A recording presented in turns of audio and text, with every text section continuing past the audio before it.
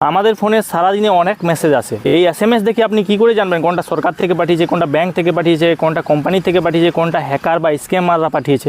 আজকে জেনে রাখুন কীভাবে জানবেন।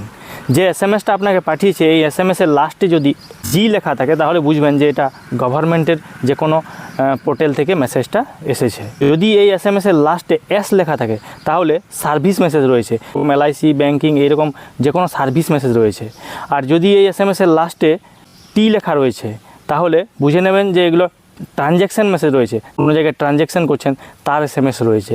আর যদি এই মেসেজের লাস্টে পি লেখা থাকে তাহলে বুঝে নেবেন যে কোনো অ্যাডভার্টাইজমেন্ট করছে, প্রমোশন করছে, তার SMS আপনাকে পাঠিয়েছে। তাহলে এইগুলোতে আপনি বুঝতে পারবেন এই SMSগুলো থেকে স্ক্যাম হবে না।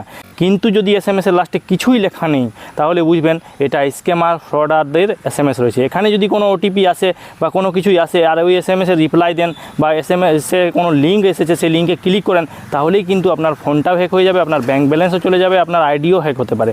কোনো কিছু থাকবে না, সেই SMS-গুলো থেকে দূরে থাকবেন। আর ভিডিওটাকে সবার কাছে শেয়ার করে দেবেন, যারা কিপ্যাড মোবাইল ব্যবহার করে তাদেরও কিন্তু এটা কাজে দেবে।